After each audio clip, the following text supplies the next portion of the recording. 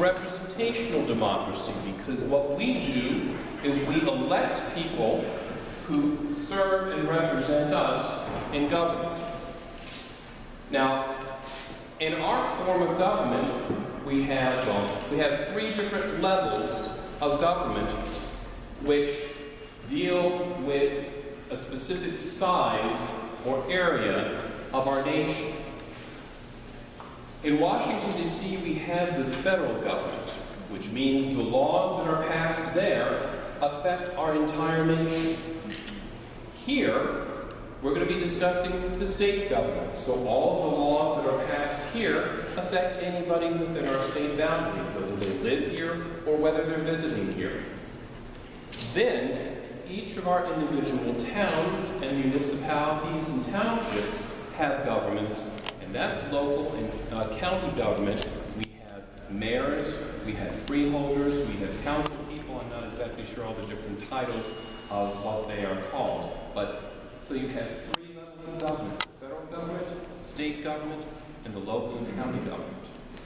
At each of these levels, we have three branches of government. We have the legislative branch, and the legislative branch makes the laws, or they propose possible laws.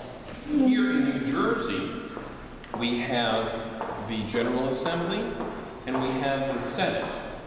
At national level, we have the House of Representatives, and we have the Senate. Now, not to be confused, the Senate that we have in our state here is not the same Senate that we have at the national level. They're two completely different entities.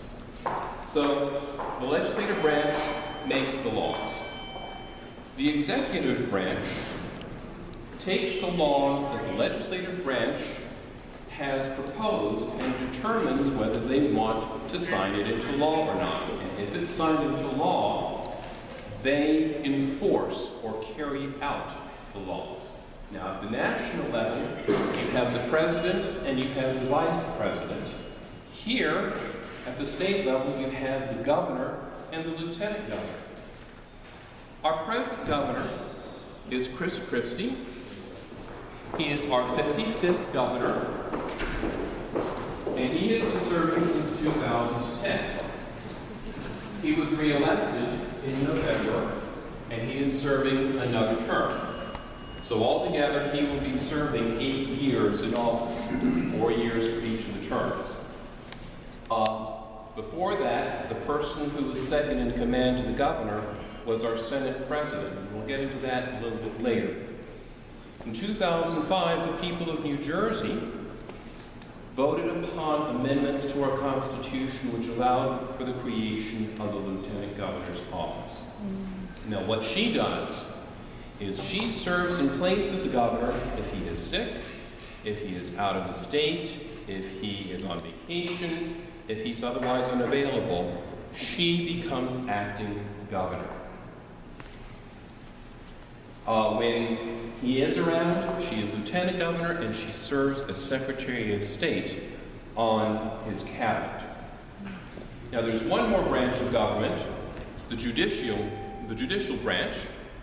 And the judicial branch takes the laws that have been proposed by the legislature, that have been accepted and signed into law by the executive branch, and then they determine whether that law is constitutional.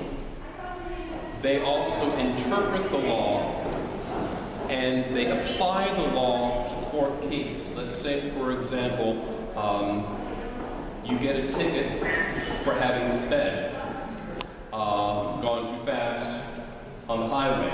There actually is a law that attaches to that.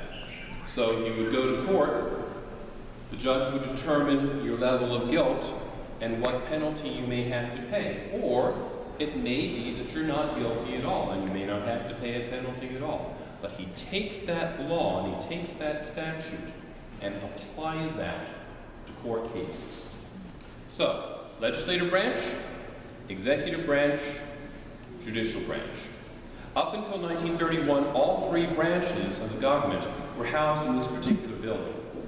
In 1931, the judicial branch moved next door, and then in 1982, it moved to another building. The Richard J. Hughes complex just a few blocks away.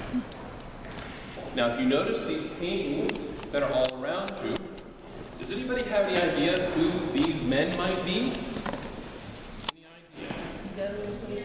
Governors, absolutely right.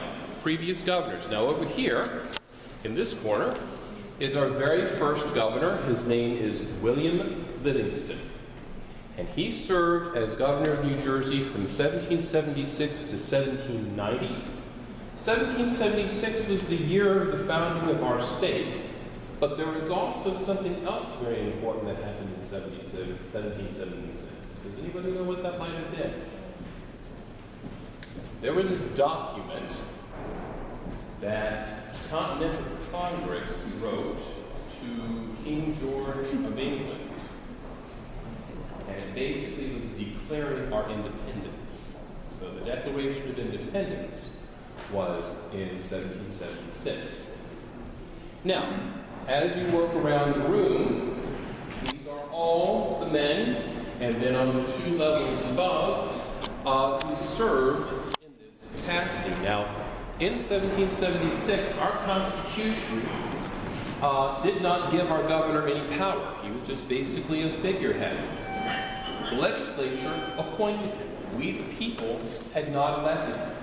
It was not until our second Constitution of 1844 that we were given the right to vote for our representatives and for our governor. And then in 1947, he was given further powers of veto and appointing. So our governor is actually one of the strongest governors in the United States. Now you saw the picture of our original Statehouse. Part of that Statehouse is actually part of the Statehouse that we're in right now. And if we get permission to walk in that area, I'll let you know. But that used to be the old Senate wing. And that would be on this side of the building here.